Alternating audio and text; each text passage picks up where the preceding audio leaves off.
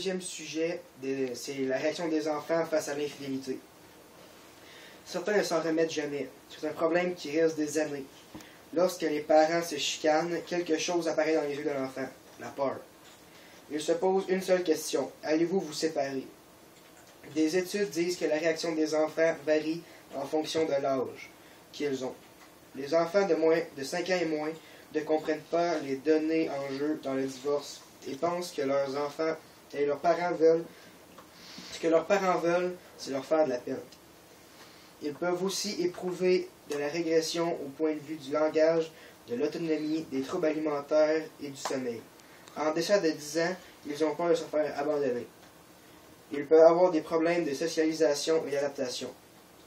Chez les adolescents, ils pourraient développer des problèmes de relations sexuelles et être davantage enclins à consommer de la drogue. La dégradation financière de la personne qui a la garde de l'enfant a une influence sur son mieux-être. L'absence d'un parent affecte beaucoup leur enfant. Le déménagement a aussi une influence sur le mieux-être de l'enfant. La séparation faite par un juge est plus néfaste chez l'enfant qu'une séparation à l'amiable.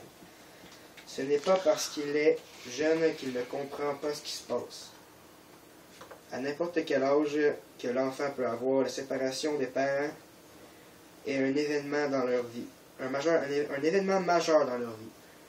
C'est important pour les enfants de se faire rassurer car c'est un moment difficile. Mais aussi, chaque enfant a son caractère et sa façon de réagir.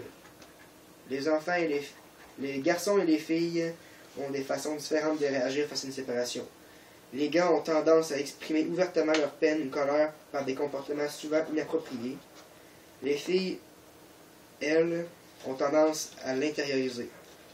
C'est dans l'adolescence que les filles vont avoir des comportements inappropriés. C'est la plus grande difficulté pour l'enfant est de ne pas vivre avec les deux parents en même temps. Souvent, la colère les submerge. Ils en veulent aux parents de ne pas leur avoir expliqué la situation et ils ne veulent plus jamais leur faire confiance. Aussi, plusieurs de mes amis avec des parents séparés développent une sorte de préférence envers l'un des deux parents.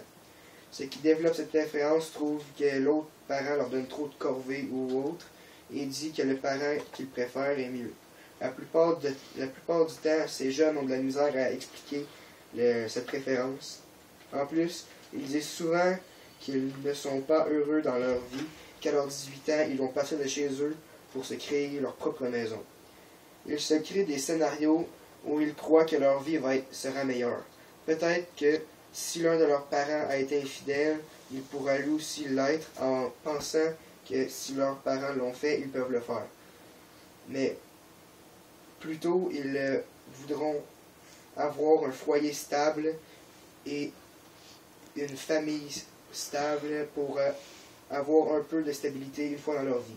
La plupart ne voudront pas faire vivre ce qu'ils ont vécu à leurs enfants, peut-être même qu'ils vont essayer de leur offrir l'enfance qu'ils n'ont pas eu en les gâtant. En conclusion, l'infidélité, ou même juste le